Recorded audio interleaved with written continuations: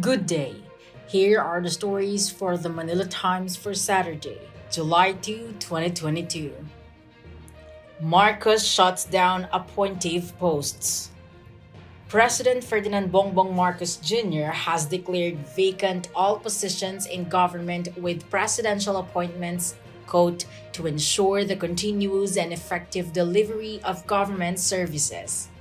Through Executive Secretary Victor Rodriguez, Marcos issued Memorandum Circular 1 declaring vacant certain positions in the departments, offices, agencies, and bureaus in the executive department and fixing rules.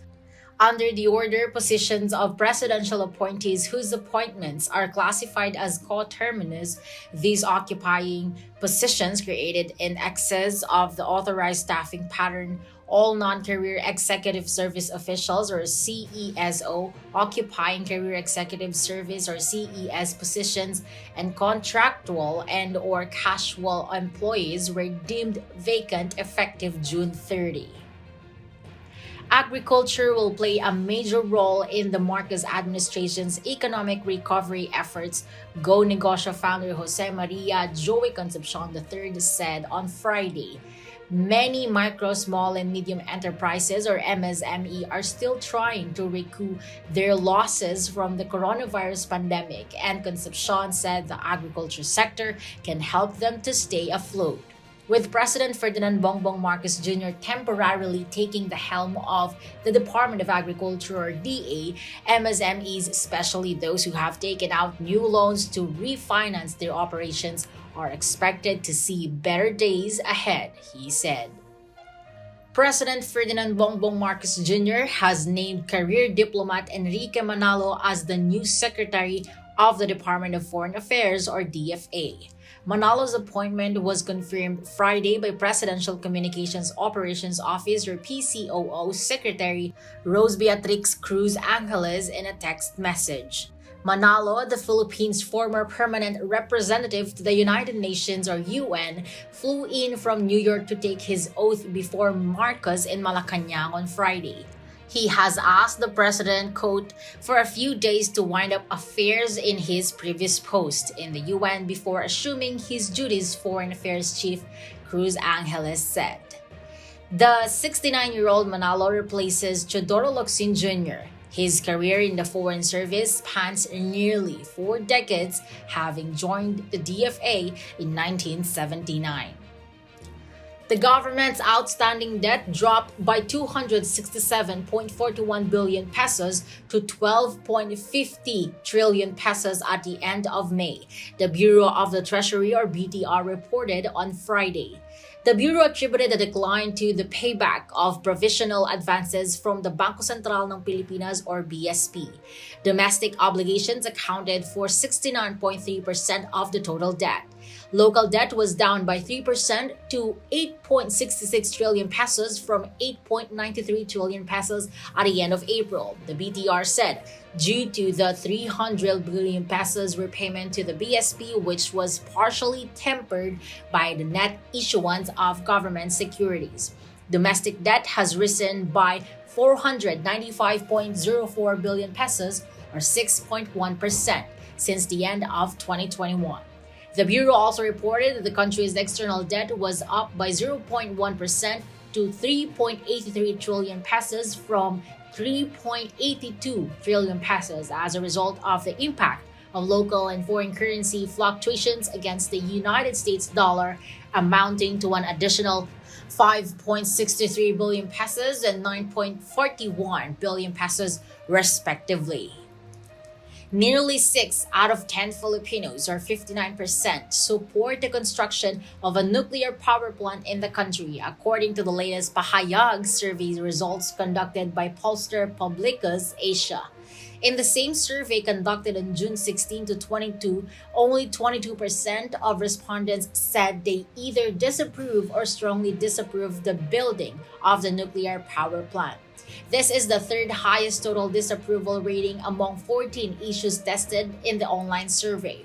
Other issues that were highly disapproved of by the respondents include the construction of more coal plants in the country with 26% disapproval, and the accreditation of bloggers and vloggers in Malacanang at 24%. Only 47% either approve or strongly approve the construction of additional coal-fired plants in the country. According to Publica's executive director lawyer Aureli Sinuat, survey numbers suggest that proposals to add nuclear power to the country's energy mix may enjoy considerable support. Lawyer Maria Leonor Leni Robredo on Friday launched her voluntary group a day after stepping down as the nation's vice president. The group, which was known as Angat Buhay during her time as vice president, is now called Angat Pinas and aims to bring together the individuals and groups from the public and private sectors to help families in the most remote and impoverished towns in the country. Angat Pinas will initially raise funds by selling more than 900 artworks which Robredo received as gifts during the 2022 presidential campaign. Donors can also make contributions of between 1,000 to 20,000 pesos using the Angat Buhay app. During the launch, Robredo introduced former Quezon City Representative Jose Christopher Kit Belmonte, Rafael Lopa, Joan Bailon, Gary David, and Judith Azarcon as among the members of the board of Angat Pinas. Over to business, analysts see the Philippine peso continue declining in the near future as it fell back to 55 peso to a United States dollar level on Friday. The local currency dropped 11 centavos from the 54.97 pesos closing value of the previous day to finish at 55.09 pesos to $1 on Friday. As the number of new COVID cases and the positivity rate in the Philippines rise, MUFG Bank currency analyst Sophia Nang said a potential tightening of mobility restrictions is anticipated to put additional downward pressure on the peso. The 56.50 pesos to $1 level may be tested, said Craig Chan, head of global FX strategy at Nomura, who projected that the dollar-peso exchange rate would likely achieve new record highs in the next 1 to 2 months. Chan said that it is very evident from the central bank commentary that a more flexible regime will be permitted for foreign exchange. He added that the Philippines' negative balance of payments and continued spike in demand for foreign currency deposits are two further worrying factors. For his part, Mike Enriquez, President and Chief Investment Officer of Sun Life Investment Management and Trust Corporation, pointed out that the weakening of the peso is actually a result of the dollar strength and not the country's overall economic situation. In sports, San Miguel tries to firm up its hold of the lead while NLEX looks to end a losing streak as the PBA Philippine Cup resumes today, July 2 at the Smart Araneta Coliseum. Winning 5 of their 6 games, the Bearmen will have a chance to virtually secure an outright playoff berth when they take on the Northport Batang Pier at 5:15 p.m., right before the match between the Road Warriors and the Magnolia Templados at 17 p.m. The battle between the Bearmen and the Batang Pier will be a match of two teams that are going different paths. San Miguel is currently the number 1 team in the tournament, while Northport is a skidding squad that is desperate for a victory to keep in the hunt for a quarterfinals berth. Antonio Contreras and Dan Torremoto are today's front page columnists. Contreras discusses on reforming the party list system, while Remoto talks about memories fiction. Today's editorial tackles how the newly sworn Marcos government can retrieve a lost transportation solution. Read a full version on the paper's opinion section or listen to the Voice of the Times. For more news and information, get a copy of the Manila Times on print. Subscribe to its digital edition or log on to www.manilatimes.net. Follow us on Twitter, Facebook, or Instagram. And keep up with the times.